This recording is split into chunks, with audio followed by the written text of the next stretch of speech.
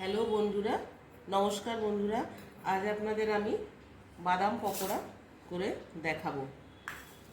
তার জন্য আমি আগে বাদামের মধ্যে যে মশলাটা মাখাবো সেইটা আগে রেডি করব। আমি হাফ চামচ চাট মশলা নিলাম,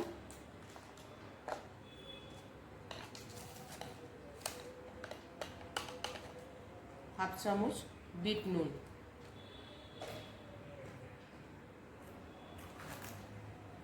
হাফ চামচ আমচুর নিলাম, নিয়ে এটা ভালো করে মিশিয়ে নেব। আপনারা চাইলে এর মধ্যে কাশ্মীরি লঙ্কার গুঁড়ো বা এমনি শুকনো লঙ্কার গুঁড়ো মেশাতে পারেন। আমি একটু কাশ্মীরি লঙ্কা বা এমনি শুকনো লঙ্কার গুঁড়োটা অ্যাভয়েড করি। সবসময় একটু হেলথের দিকেতে খেয়াল রাখতে হয়। কালারের জন্য আর একটু ঝাল করার জন্য আপনারা যদি চাইলে মেশাতেই পারেন, সেটা আপনাদের চয়েস। এই যে দেখেছেন, মশলাটা আমি ভালো করে মিক্স করে নিলাম। মিক্স করে নিয়ে এটাকে আমি সাইডে রেখে দিচ্ছি। একটা বাটি নিলাম, বাটি নিয়ে এই যে দেখেছেন এই পরিমাণ, মানে এক বাটির থেকে একটু কিছুটা কম আমি বাদাম নিয়েছি। বাদাম যতটা নেবেন তার হাফ নেবেন বেসন। আমি এই যে বেসনটা নিয়ে নিয়েছি। আপনারা 1 কাপ যদি নেন, হাফ বাদাম, যদি 1 কাপ বাদাম নেন তাহলে হাফ কাপ বেসন নেবেন। আমি বাটিতে মাপ করে নিয়েছি, এটা নিয়েছি। বেসনটা নিয়ে নিলাম।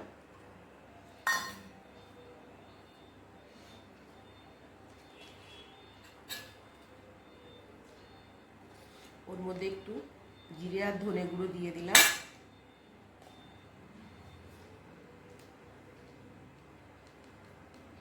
হাফ চামচ মতো নুন দিয়ে দিলাম।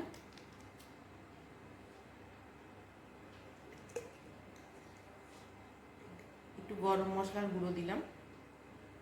ও আপনাদের বলতে ভুলে গেছি, আমার ওই যে মশলাটা প্রথমে মিক্স করেছিলাম ওর মধ্যেও একটু গরম মশলার গুঁড়ো দিতে হবে। সরি, আমি ভুলে গেছি। ওটার মধ্যে দিয়ে দিলাম আমি একটু গরম মশলার গুঁড়ো, নুন দিলাম। বেসনের মধ্যে একটু হলুদ দিলাম, হাফ চামচ মতো।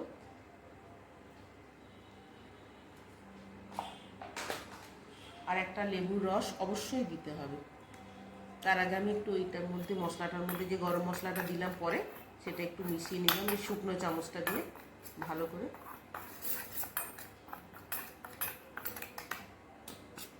এটা ভালো করে মিশিয়ে নিলাম। লেবু দিলাম। লেবুটা অবশ্যই ছাঁকনিতে ছেঁকে দেবেন। লেবুর দানা বা বীজগুলো ভেতরে যাওয়া চলবে না, এটা অবশ্যই আপনাকে খেয়াল রাখতে হবে।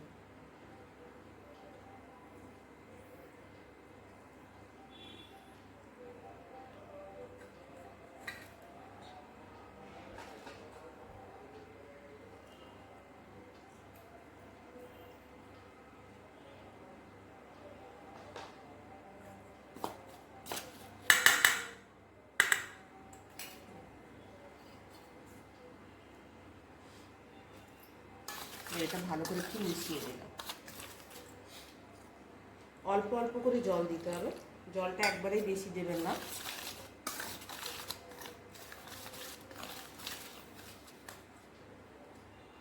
আবার আমি একটু অল্প জল দিলাম।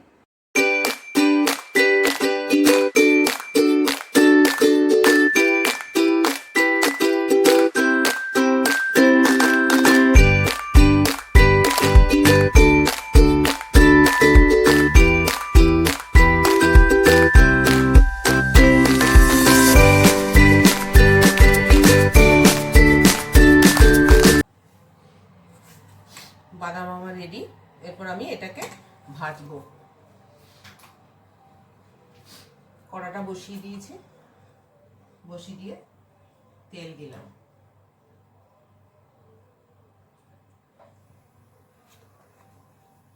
তেলটা ভালো মতো করে গরম করতে হবে।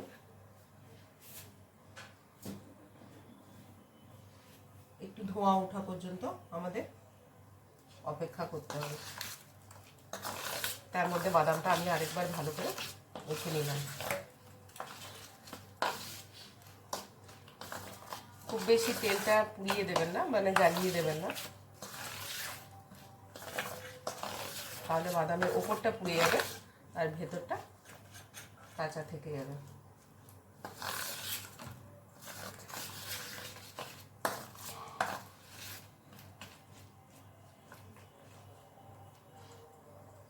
তেলটা একটু উঠেছে, ধোয়া উঠেছে, আমি গ্যাসটা কমিয়ে দেব। অল্প অল্প করে বাদামগুলো ফেলে দেব।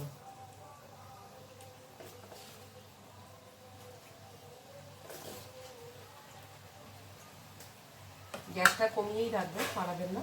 আর একটা কাঠের খুন্তি নিয়ে এরকম করে আস্তে আস্তে আপনাকে নাড়তে হবে। গ্যাসটা কমানোই থাকবে।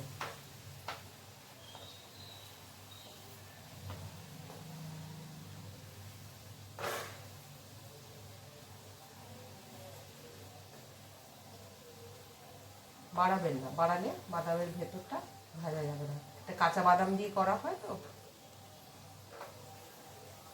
আস্তে আস্তে এরকম করে ভাজতে হবে আপনাকে।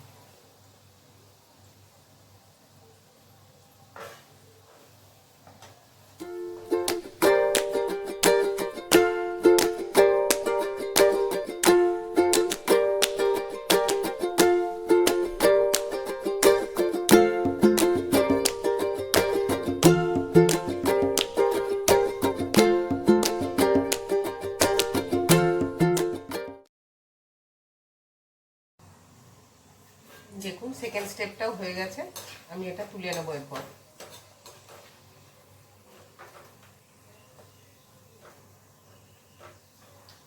দেখুন কালারটা,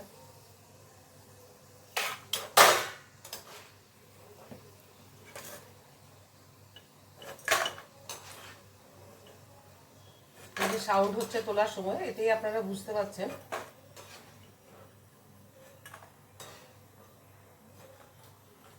গ্যাসটা অফ করে দিলাম, মশলাটা দিয়ে দিলাম। মশলাটা সবসময় গরম অবস্থায় দেবেন, যতবার করবেন।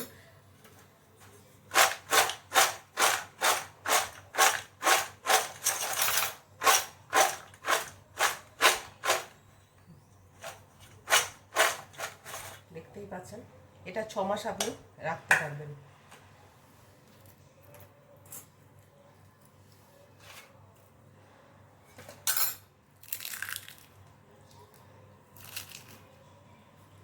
দেখতেই পাচ্ছেন শব্দতে।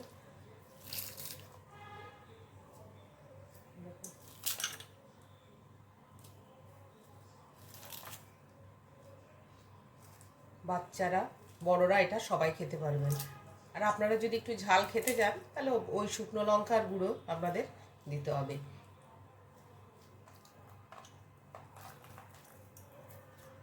থ্যাংক ইউ, সঙ্গে থাকবেন। আমার রান্না আপনাদের কেমন লাগে একটু কমেন্ট করে জানাবেন। আপনাদের যদি কোনো মতামত থাকে সেটাও আপনারা আমাকে শেয়ার করতে পারেন।